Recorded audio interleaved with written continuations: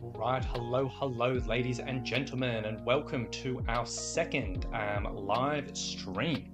Now, if you haven't come across me before, a quick little introduction. My name is Rowan Smith, and I am the founder of Summit Strength, which is an online personal training service which specialises in helping hikers and backpackers and mountaineers get fit, strong, and resilient for their adventures. So essentially, the plan of attack for these live streams and what we're going to be working through is twofold. Number one, we're going to be doing a little bit of a live Q&A, where I'm going to be covering a number of questions that I get through the week, and also any live questions that do come through around different topics around training for hiking. Number two, in between those questions, I'm also going to be doing a little bit of open course creation. And essentially what that is I'm going to be working on a breathing course that I'm putting together specifically for breathing for hikers. So you can get a little bit of an inside look in regards to how I go about helping hikers, how I put together this type of stuff, and as we work through. Now, basically, when it comes down to these streams, we're going to be, I'm not expecting massive numbers in regards to all of this. I'm not expecting a huge amount of people on these particular live calls, because we're doing this at 11:30 on a Tuesday and a Friday, which I know is not super convenient for a lot of people. But I'm hoping we'll be able to cover some good data either way. Hopefully there should be some good information that sort of comes through, and I hope a lot of people get some good value out of it all. So with that being said, let's cover the first question I've sort of been sent through for the week. I want to sort of dig into things. So basically, the first question I want to cover, and this is a topic that came up relatively recently in one of our community groups, was about night shifts. And essentially the question was, or the situation was, I sometimes work night shift for multiple weeks. So it's not just 1 or 2 nights, but multiple weeks at a time, where I kind of just go into survival mode. And how can I approach my training in this situation? And realistically, this is a common problem that a lot of people run into. A lot of people, sort of hikers, do struggle with this type of thing, because managing a full training load in itself, if you are just training with a regular schedule, you know exactly what's coming up for each week, that can be hard enough in itself. But if your schedule is regularly changing, and if you aren't doing these more of extreme things like night shift, where your sleep cycle gets all out of whack, and all of these different types of things, it can make things a little bit tricky. So a few different situations where I've personally seen this with some of my clients is obviously the night shift. So people like nurses or whatever it may be, a lot of people go through that. People who are doing fly in, fly out work, who may fly into, a certain place for a week or two, or whatever it may be, then fly back home for a week or two, or whatever it is, that can obviously be a little bit tricky.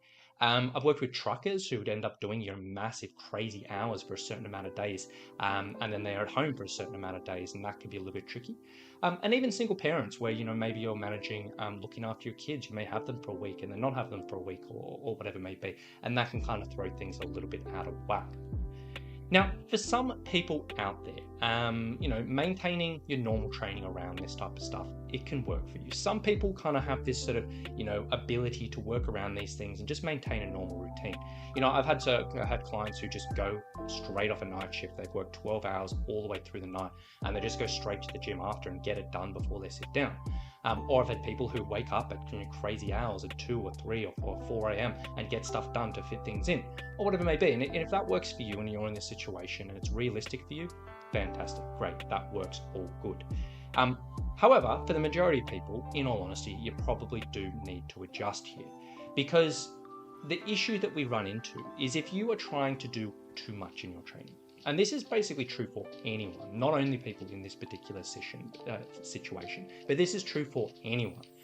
If you're trying to do too much and you don't achieve this, if that happens every once in a while, not a big deal. But if this happens again and again and again, if this is a regular thing, and you get 2 weeks of good training and 1 week of bad training, then 2 weeks of good training, 1 week of bad training, whatever it may be, we end up in what we call a failure cycle. In regards, we never get momentum with our training. We start beating ourselves up. We start thinking, questioning what the worthwhile worthiness of all of this is, and it can get a little bit tricky. So realistically, the solution in this particular situation is we want to be nice to ourselves. We want to do a little bit of planning to kind of work around all of this. And we want to sort of make sure that we are doing some good stuff, that we can set ourselves up for success. And ultimately what we want to do is get ourselves in what we call a success loop. So instead of us just in that stage where we're good, then we're bad, we're good, when we're bad, and we never end up getting that momentum, we kind of want to set ourselves up so we are constantly winning. We are winning, we are winning, we are winning, we are winning. We are positive, we are positive, we are positive. And that type of thing really does build momentum. And that type of thing can be really, really useful. And I strongly encourage anyone with their training to try to seek out these success loops. And ultimately in this type of situation, what I typically recommend is we want to look at this in two ways. Number one, in your normal weeks, when you have a normal sleep schedule, when you have plenty of hours ahead, when you are in a normal situation, make the most of that. We want to make the most of these times and fit in all the good stuff that we can. And then essentially on the tricky weeks, so the weeks where you're on night shift, the weeks where you're, flown out to your workplace, the weeks when you're on the road or whatever it may be, in those situations, we just want to think about not so much making the most of it, not so much pushing things forward, but looking more towards maintenance. In the sense we want to maintain both fitness, so our actual cardiovascular fitness and our strength, and do some things to make sure that, hey, if I'm on night shift for 2 or 3 weeks, that doesn't begin to drop away too much, but also maintain routine, because routine in itself is just such a powerful, such an important thing. So essentially, what I recommend in this particular situation, ask yourselves the questions. Number one, ask yourself, what can I do in a normal training week? Realistically, in a normal week, when everything's going smoothly, everything's going normally, what can I do here? What can I fit in with my training? How does that work?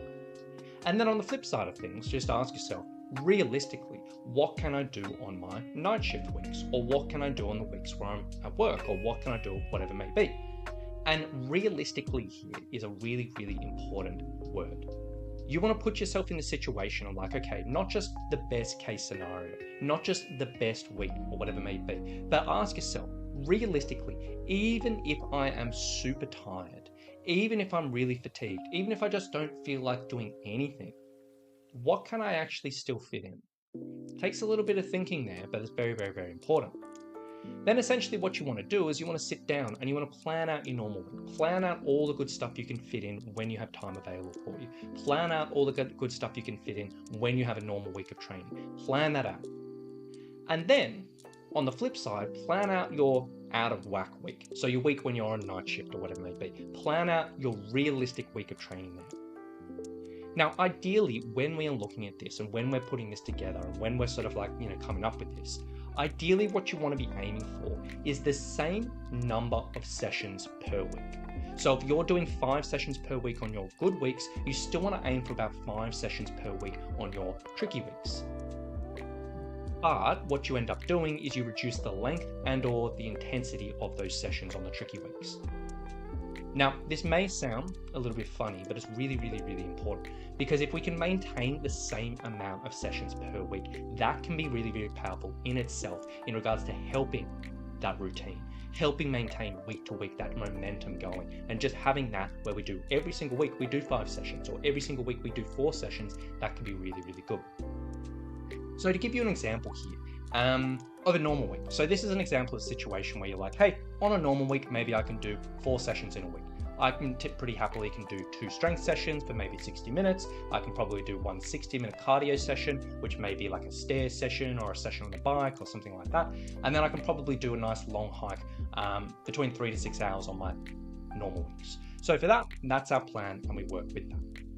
Then we come across night shift and we're on night shift for 2 to 3 weeks. And we're like, you know what? Okay, that is not going to be realistic. I know I'm knackered. I know I'm in survival mode. I know this is going to be a real struggle. So what can you do? Well, on the night shift, maybe we'll just look at doing 2 strength sessions again, but maybe just 15 minutes here. You just come in, warm up, and just do a couple of exercises. Work quite well there. Work quite hard there, but walk out after 15 minutes. That in itself may be so much more realistic mentally and physically when you're on the night shift. You might be able to do that on your lunch break. You might be able to do that before you actually clock on the shift, or whatever it may be. That might be realistic. Cardio, it may be a case of just doing 15 minutes of cardio, just doing 15 minutes of stairs or 15 minutes on the bike, as opposed to that 60 minutes. And it might be a case of, okay, I'm not going to be able to do longer hiking, it's just not going to fit in, but maybe I'm going to do a pack walk. I'm going to put on the same amount of pack weight that I typically hike with, or what I'm trying to aim for, and just do 30 to 60 minutes, just walk around the block one time, a few times or whatever.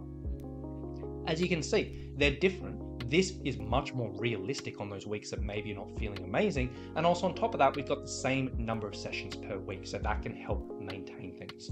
Now, this will look different from person to person. So this isn't a case of sort of saying, hey, this is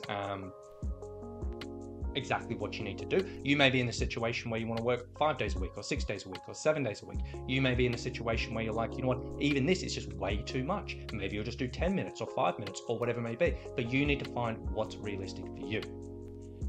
And then we basically use this as a baseline. We say every single week we're going to fit this in.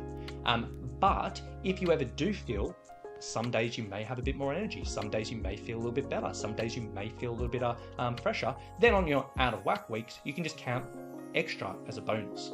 So if you come to this day and you're like, I was kind of planning to do 15 minutes today, but I'm feeling really energetic. Maybe do 30 minutes, maybe do 40 minutes, maybe do 60 minutes. Make the most of that time when you can. But set your expectation low and use everything else as a bonus. That in itself can be such a powerful strategy and such a powerful tip for this type of thing. And I strongly recommend, taking this approach. So if you are on a night shift, you're on fly in, fly out, if you've got weird schedules or whatever it may be, this can be a decent approach.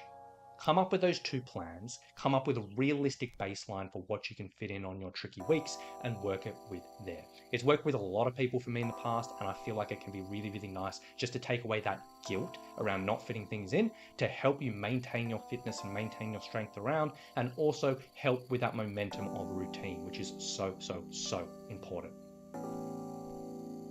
So hopefully that helps a few people with the night shift and the crazy schedule. So it was something that came up relatively recently, and it's definitely a topic that's worthwhile diving into, because I think a lot of people fall into that, and maybe it just doesn't get talked about a huge amount.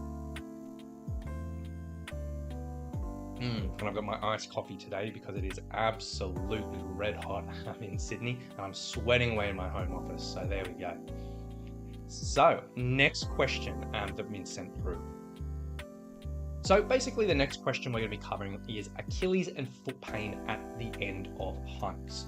So the question here was, I'm getting Achilles and foot pain towards the end of my longer training hikes. Anything I can do to help with this? And the context of this question was this particular hiker is training up to a particular adventure. And they were leading up to a particular thing. I think it's about 10 weeks time or something. And they were realizing in the kind of last hour or so of their hikes, there was a little bit of discomfort in the Achilles, a little bit of discomfort in the feet. And they're wondering, what can we do? And this is a really, really common issue in the hiking community, because foot pain, ankle pain, Achilles pain, really, really, really common in the hiking community. So many people have it purely for the fact that it's a foot-based sport. We are walking on our feet a lot of the time. We're on rough terrain. Sometimes we don't wear great footwear. We've got weight on our back. All of these things add to this fact that it can sometimes be a little bit tricky. Now, it is really, really definitely not uncommon for these types of things to flare up on the trail, because if we just do a little bit too much too soon, that's often going to lead to a flare-up. But unusually in a situation, if you're not training for anything, you can kind of say, I'm just going to reduce the distance of my hikes for a little while, give it a bit of time to recover, and then slowly build things up. However, if you are training out for a particular hike, and you've got a particular date that's coming up, and you're like, in 10 weeks time, I need to be ready for this type of thing, then we do need to play a bit of a balancing act.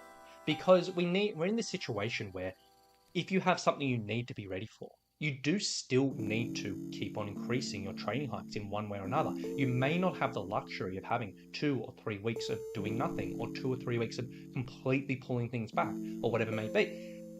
We probably do still need to keep you moving forward in one way or another, because the worst thing we could kind of do is actually rest and recover and do all the rest that you need to get you into this spot.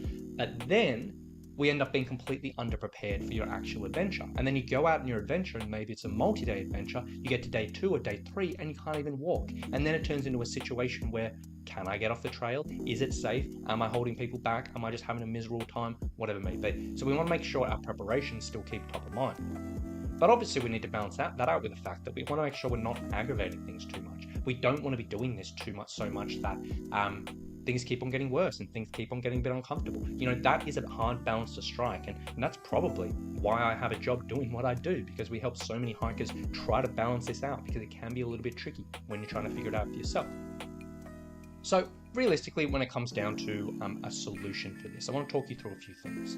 Now, we're not going to go too much into prevention, in the sense that I would be here for a long time talking about prevention of foot pain, or talking about prevention of Achilles pain. That's a massive topic in itself. But then when we are looking at prevention and making sure this stuff just doesn't happen in the first place, main things to keep on top of: load management. Load management purely means how much force, how much pressure, how much load is going through your feet and your Achilles. And that is the number one risk factor when it comes to pain. And pain on the trail. And realistically, if you are taking big jumps up in your hiking distance and you're not giving your body the time to sort of slowly ease into things, or if you're having big breaks and you hike 1 week, then you have 3 or 4 weeks off, and then all of a sudden you're hiking huge amount of distances again, that can be a little bit tricky. So load management, really important. Strengthening for your Achilles, strengthening for the feet, really important. This stuff does take a while to kick into effect. It does take a while to put into action, but it is very valuable. And also getting a diagnosis. Obviously, Achilles foot pain, go see a physio, go see a podiatrist, get them actually to poke around so you know what's going on, so you have some clear guidelines around your exercise and they can actually help you out. But with that being said, prevention out of the way. If you're in this situation, the context of this question was like, hey, I've already seen a physio, I'm already doing all of this stuff, and right now I'm getting this on the hikes, what can I do? So let's talk through a few really simple things. Number one, first and foremost, one of the most simple things a hiker can do to help take pressure off the feet, to take pressure off the Achilles, is purely just reducing your hiking pace. This is the simplest thing you can do, and it can make a big difference. Because realistically, if we pull back our speed, it can take pressure out of these areas. It can take force out of these areas and help them feel a little bit more comfortable. Now, for hikers, this typically falls into flat sections of the trail, because typically on ascents, we're pretty slow on that already. We're self-regulated around actually going up. Descents, we're relatively slow on that as well. Well, most people are, because we're making sure we don't fall over, we're being careful. Typically, this pace ends up coming on the flat sections, because one tendency for a lot of hikers, and I do this myself, is we've done the hill, we've gone up, we've gone downhill, we're like, oh my gosh, I'm glad that's over, glad that's done. We hit a nice flat section, and then we just start power walking along. We're like, yeah, I'm going to make up some time here, I'm going to cruise along, this is so easy, I'm having a good time, and we don't really think about it. Now, normal situation, this isn't a big deal, but if you do have a history of Achilles or foot pain, this is something you want to pay attention to. So just pull back your speed a little bit, intentionally get a little bit slower, and it can go a long way.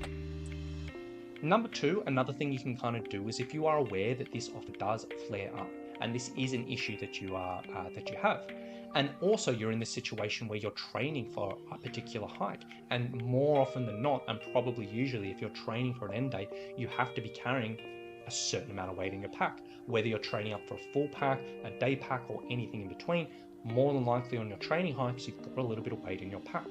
One really great tip for any hiker, regardless if you get aches or pains, is do what we call the water bottle trick. In the sense of when you are loading up your backpack for your training hikes, make sure at least 50% of your pack weight is made up in water bottles. And at any stage, if you do feel like this is creeping up, if that starts happening 3/4 through the hike or whatever it may be, that is the point where you basically dump all the water out, except for your drinking water, obviously, and continue on. So this can be a good thing because you can get that training effect of a heavier pack for as long as you need, but once that pain comes on, then you can take pressure off. And that may be enough just to help the foot and the Achilles be like, hey, I'm pretty happy, and away we go. This is really valuable. Now, obviously you can't actually do that on your normal adventures. Like if you're actually out on the trail, you're doing overnighters, you've got a pack on your back, all of that stuff you probably need, but on your training hikes it can be very useful. On top of that, trekking poles, absolutely amazing for any foot issues or Achilles issues. Basically takes a bit of pressure off the feet, helps you be a little bit more supported, definitely worthwhile investing in. And then also on top of that, releases and stretches. This can sometimes be useful when you're on the trail, in the sense that when we are actually out on the trail and something starts to get a little bit sore, sometimes what you can do is if you do a little bit of self-massage or a little bit of stretching above and below the particular issue, so not so much on the issue itself, but above and below on the muscles there, that can sometimes give us a little bit of relief. So for example, if we're looking at the Achilles, you may sort of look at, I'll show you some examples here. You may potentially look at doing a calf release. Let's pull this up. And basically in this particular example, we're just going to use our water bottle, because obviously you're not going to have a foam roller or anything on the trail. But this particular example, you have a water bottle, you sit on the trail, sit on like a bit of grass or something, and literally just roll up and down on your calves. And this can be a nice release that you can do on your calves on the trail or at home if you have a foam roller at home. But this can work out pretty well. Same thing for the feet, like where am I? So yeah, like if you're releasing the calves, that's above the feet. That can sometimes give a bit of relief. And the same thing with the Achilles. It can sometimes help with the Achilles. If you're getting foot pain, then you can sort of think about, okay, where exactly in the foot am I sore? Is it my heel? Is it my forefoot? And then you could either get a water bottle, you could get your thumbs, you could get a little cork massage ball if you keep them in your pack, and you can do a little massage, again, above or below the area. So not so much poking at the sore spot and like going, hey, do this, because that can sometimes make things a little bit uncomfortable, but basically just doing it in a way where above or below. Now for the foot release, you may not really want to do that on the trail while you're going, because obviously you're going to get your boot off and it can be a bit of pain or whatever it may be. But this can be good if you're doing it in camp. This can be good once you get to your car. This can be good to do when you get home or whatever it may be. So just having to think about releases and stretches above and below the particular issue, sometimes that can kind of get us through. So if you are in this situation where you are getting Achilles foot pain towards the end of your training arcs, just know prevention is always going to be the most important thing. And you do want to be making sure you are ticking off these boxes. You're paying attention to load management. You're definitely working on strengthening. And if you haven't got a diagnosis, go and see a physio or podiatrist. But if it is still, you're going through all of that and you're still trying to manage it and it is creeping up, hopefully that can make a bit of a difference. Pull back your speed, use that water bottle trick where you can, trekking poles for sure, and use releases and stretches as well. Put that together. It may not completely fix the issue, but it may help you get through a little bit more comfortably and get through it kind of okay. So that's basically that on the Achilles and foot pain. And again, that's a pretty common thing that a lot of people struggle with. And yeah, I thought it was worthwhile bringing into it. So how are we going for time? Awesome. Absolutely flying through all of this. So basically, let's kind of come into the next question and let's talk about balancing training and low periods of energy. So balancing training and low periods of energy. This is a really common issue that so many hikers run into on their training journey. And this is coming out from a question or a situation that I kind of got from a client this week. And this isn't the exact question they sent me, but it's close enough. But basically the situation was, they've been training consistently for months now, really trying to just push. And they had a big trip coming up and they're trying to push and push and push. And they've been improving across the board, getting fitter, getting stronger. Improving. But lately, just in the last week or two, I've actually noticed I'm getting really tired. I'm exhausted. I've got no energy. What should I do? Because I have a trip coming up. I'm moving towards that. It's still a few months away, but it is coming up. And I am worried about not being ready. Now, this is a really, really, really common situation. And I would sort of say that this is probably something that every single hiker, or 90% of hikers, will run into when they're doing a longer term training journey. So if you're just training for 8 weeks or maybe 12 weeks, you may not run into this. But if you're taking a bit of a longer approach and you're trying to train for 4 months or 5 months or 6 months or 12 months leading up to an adventure, this is probably something you will run into at some point. Because even taking training out of the equation, and we're not even thinking about actually training and exerting ourselves and expending all this energy, we know there are periods where we go through where we are very energetic, and there are periods where we go through when we are a little bit flatter, a little bit lower in energy, and not feeling as amazing. And that is just a natural tendency for life, because there's so many factors that can go into our energy, our sleep, our stress, our nutrition, our hydration, all of this different stuff. So in a normal situation, these dips in energy are really, really normal. And then when we're looking at a training journey, obviously we are adding extra things. We're challenging the body, we're expending energy, we're intentionally overloading the body in certain ways so it will be forced to adapt and to change. And if we are just from week after week and month after month after month trying to push and improve, there will come a point where it just gets a little bit too much. There will come a point where we're like, oh my gosh, I'm knackered. There will come a point where you're like, you know what, I'm not feeling super great here. And there's typically two ways you can approach this. Number one, some people are like, hey, I've got these signs, I'm a bit low on energy. Maybe I'll just keep on pushing through. Maybe I'll just keep on working hard. Maybe I'll just keep on trying to push my training there and see how I go. And that can kind of work temporarily. You can probably get through a week or two, sometimes even 3. But as a long-term solution, probably not. The other way of going about things is just being nice to yourself, reducing things down and adjusting around. And that's what we're going to be talking about. And this is typically what I recommend for most hikers. Now, the solution here is if you are in a point where you're like, oh, I'm just knackered. Number one, be nice to yourself here. You know, realistically, if you're getting these early warning signs of being tired, if you're getting these early warning signs of being fatigued, we want to reduce things down a little bit. And essentially what we want to do is reduce things down temporarily to help your body and mind recover.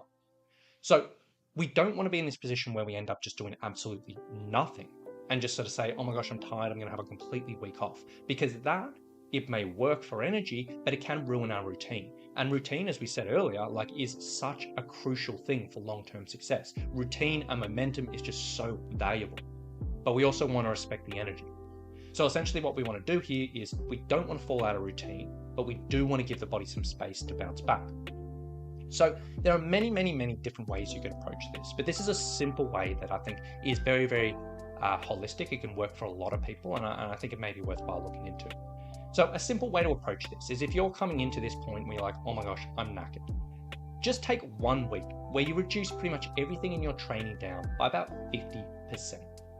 So what I mean by that is you keep the normal training sessions per week. So if you're training 5 days a week, you keep that and you keep your normal sessions. But what you do is you reduce each of the sessions you're doing. So on the strength, you might just reduce the reps you're doing by half. So if an exercise you were doing was 10 repetitions with a certain amount of weight, this week you just do 5 repetitions with the same amount of weight. Or if you're doing cardio, just half the time. If you've gone out for a walk for 60 minutes, do it for 30 minutes. If you've gone out for a run for 20 minutes, just do it for 10 minutes. If you've gone out for a cycle or whatever, half the time. Same thing with hiking. Like if you're hiking every single week, just half the distance of the time that you did the week before or the last time you went out. The idea behind this is we keep up the routine, we still get some exposure to these types of things, but it should feel way more manageable. It should feel pretty easy, even though you are pretty low on energy, and it should feel pretty doable. And then you can get to the end of the week and you can sit down and just ask yourself, how am I feeling? If you get to the end of the week of doing this reduced stuff and you get the end and you're like, you know what, I'm actually back to normal. I bounce back, I'm feeling great, I'm ready to roll, then cool. You've had your week chill out, you've kept your routine, and next week just go back to your normal training and should all be good. Alternatively, if you get to that end of the week and you're like, oh, you know what, I'm feeling better, but I'm not quite right, then just take another week where you reduce another week of reduced things. But this week, instead of doing that 50% reduction, do about 75% of what you're doing before. So it's not your full training load, it's not that completely reduced training load, but it's kind of in the middle. So you'll go 50% reduction first week, 75% reduction the next week, and then by then you should be back to normal and then kind of get into things from there. Now, that's a really, really simple way to approach these types of things. That's probably not really treating the symptoms or treating the cause. It's like, hey, this is how I deal with the situation, but it's not actually looking at what has caused this. If this is sort of something, if it just happens once in a blue moon, that's fine. You can just deal with it or whatever it may be. But if it is a regular thing or a semi-regular thing, or you've noticed it happens once a month or once every 5 weeks or whatever it may be, you probably need to look into other areas. Nutrition, really, really important. Are you eating enough? Are you fueling enough to make sure you have the energy? This is a tricky situation, particularly if you're a hiker who is trying to train hard, and a lot of hikers, when they're in their training goals, they have a concurrent weight loss journey they're going through. Now, this isn't something I'm a massive advocate for when you're trying to both lose weight and improve your fitness and strength if you're hiking, because it can be a little bit tricky, but I'm aware that a lot of people do that. So if you are falling into this category and you're like, hey, my nutrition, I'm either intentionally restricting my eating or I'm just not feel like I'm eating enough, this is something you need to look into and maybe talk to a dietitian or whatever it may be, get some particular help there. Or it might be sleep. Maybe it might be a case if you only sleep 5 hours a night, you only sleep 4 hours a night, or the last couple of months you've been sleeping awfully. Then you might want to think about, okay, if I'm only sleeping 5 hours, what can I do to maybe squeeze in an extra half an hour each week? If I'm sleeping terribly, what can I do that may be able to help my sleep? Can I keep my room a bit cooler? Can I use a bit more magnesium? Can I use some sleep aids or whatever it may be? Have a think about that. Recovery. What are you doing in the week to actually promote recovery? Are you training hard every single day? Are you giving your body time to relax and recover? And on top of that, are you actually doing things which will promote recovery? So doing gentle active recovery sessions of just cycling or walking very, very gently. Are you doing some stretching or some self-massage or whatever it may be? Are there little things in the week you do to help with this? And then also training load. Are you just doing too much? If you're training every single day, maybe pull it back a day. If you're training 5 days a week and you're getting tired all the time, maybe pull it back a bit. If you're doing 2 hours every single day, maybe pull it back a bit. If this is an ongoing thing, training load is another big thing you want to look into. So this is a situation a lot of people get into. And I would sort of say 90% of situations and 90% of times, reducing things down is kind of the right answer.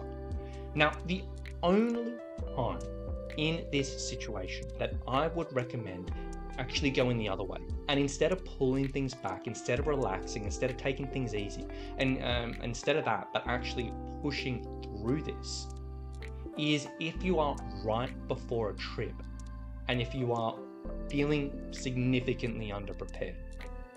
So what I mean by that is typically when it comes down to a trip, and typically when it comes down to leading up to an adventure, we usually want to have like maybe a week or two of what we call taper before a trip, in the sense of last week or two before you go away, you kind of pull things back, similar to what we talked about, to give the body time to adapt, to consolidate all the training you've been doing and make sure you're fresh. So if you're in this situation where you're like, I'm 4 weeks out from my adventure and I'm tired, I've got low energy, I'm not feeling amazing. If you're 4 weeks out, you realistically only have 2 more weeks of training for pushing, and then you're going to have a planned pullback anyway. So in that situation, maybe it might be a good idea just to push through for those 2 weeks, because you'll then have 2 weeks of calming down. Might be a good idea. Obviously to extremes, and if you're feeling like, oh my gosh, I can barely get out of bed, obviously you need to walk around that, but that would be the only situation where I'd sort of say maybe push through. If you're right before a trip or right before a planned break and you are feeling a bit underprepared, that might be a good option. But if you are in a situation where, you are leading into a trip or you're training and you're just going through low periods of energy, I'd strongly recommend just pull things back a little bit, take a little bit easier for yourself, and it can go a long, long way. So that is all the questions I kind of got sent through for today, or all the questions I had pre-prepared for the call. So at this stage, I haven't got any live questions come through. So what we might flip to is do a little bit of open course creation. So we've got another, 25 minutes. Let's duck into that. So essentially what I'm thinking in regards to this course that I'm doing is we're going to be doing course creation around something that's called respiratory muscle training. Now, in the world of hiking, a lot of people love breathing training in the hiking community. Breathing training is getting more and more and more popular. And it's one of these things where the world of breathing training, it drives me a little bit mental, because in theory, it sounds amazing. In theory, there's so many cool things, and a lot of people can get some really good benefits from particular types of breathing training. But in practice, it's a funny thing, because a lot of people who teach breathing training, they don't know what they're talking about. And a lot of things that you see online around breathing training is a bit debatable. And I went through this whole thing last year where I actually did a certification, and a very well-known certification on certain types of breathing training, which I know a lot of coaches who are talking about this stuff out there have done this certification and use that as their body of education. And I went through this because I was like, a lot of clients are asking about it, a lot of people are doing this, and I was like, you know what, maybe I should upskill and check this out. And I went through this certification, and they were saying all this stuff about this type of breathing training does this and this and this, it's amazing, it does all this and this and this. And I was like, oh my gosh, that sounds pretty cool, but it does sound a little bit too good to be true. And I started going into a lot of the stuff they were saying, and they'd often quote scientific articles or this and this, and they'd say, hey, this breathing thing does this, and they'd quote an article and be like, oh cool, there's an article. And you'd read the article and you'd be like, well, the article says the opposite, or the article doesn't say that, or whatever it may be. And there's this whole thing, there was this recurring thing in this course which just drove me mental. So I'm not going to go on too much of a tangent there, but the whole world of breathing training is a little bit tricky. Now, this particular thing, respiratory muscle training, this is probably what I would sort of say is, there's a few aspects of breathing training which I would sort of say are very worthwhile for hikers. And this respiratory muscle training is a really interesting area in the sense that there's a lot of promising evidence for this type of stuff for hikers, both at sea level and also more specifically for high altitude hikers as well. And this respiratory muscle training, the whole idea around it is pretty much strength training for breathing, in the sense that we have our breathing muscles, which are responsible for inspiration, exhalation, however you say that. And essentially, they're pretty strong, these muscles, and they are pretty well built. And essentially, if we can develop those muscles and get them stronger, they can have some potential benefits. So the idea behind this course is we're actually going to be breaking down this respiratory muscle training a little bit, just to sort of lay out, okay, what this is, what the potential benefits are for this type of thing, and also how a hiker can go about it. Just so all the information can be laid out in a way that isn't too hyperbolic, isn't too exaggerated, but it will just give you the information. You can make a decision whether you want to do this or not. Because personally, I think this is a very interesting area, and I think of all the areas of breathing training that I kind of looked at, this is probably up there in the sense of worthwhile, potential benefits, not ease of access, but practicality, and specificity for hikers. So yeah, with all that being said, I'm just going to kind of tap away as we go and sort of speak and go as we go through. So I think the typical way I approach these courses is, I usually initially put a huge amount of thoughts down of just all these different things I kind of want to cover in. And I sort of just write down ideas as I come through and sort of dive into stuff there. And then over time, I start building out those certain modules in the courses, building out certain things. And I'm like, hey, this works, this doesn't work, this is needs to be represented or whatever it may be, and go through. So kind of where I'm at this stage with the course, and this is very early days, is basically just diving into some really simple stuff. Obviously we'll just do an introduction of what respiratory muscle training actually is, so you know what it's all about. Realistically, for this type of thing, I always like to put a bit of a preface into things, because as I said, a lot of people with this type of stuff, they are very hyperbolic with it. And realistically for this course, what we're going to have to do initially is we're going to have to sort of dive into a little bit around understanding science, in the sense that I intend to kind of break down a few research articles, and I intend to kind of sort of talk about the potential stuff that comes online. But one of the things when it comes down to sports science or any type of science is one or two research articles is never proof of anything. It never proves or disproves anything. Realistically, it comes from what we call a body of evidence, in the sense that we want 10 or 20 or 30 research articles to guarantee something is true or guarantee something is untrue. But, sports science, probably not going to get a huge amount of that in certain things, and particularly with respiratory muscle training, we're probably not going to get, it's not a massive area of research, so we're probably not going to get a huge body of evidence. So the way that we're going to be looking through this lens is more on the science side of things. Here are potential benefits. Here are how this makes sense logically, but there's always going to be a bit of a question mark around it. So we want to dive into that. Also definitely need to sort of dive into my background here, both in inspiration for the course and also my place in the breathing, in the sense of inspiration for the course is pretty much what I just said before. My place in the breathing world I would definitely not say or ever say, even though I'm putting this course together, I'm not a breathing specialist. I've got no real desire to be a breathing specialist. And as I said, I've done certifications, I've done upskilling, I've done learning, and you'll go through this course and learn a lot of cool stuff. But I wouldn't consider myself a breathing specialist. My speciality is strength and conditioning for hikers. And the reason I'm presenting this course is I just don't think the quality information out there is very good. And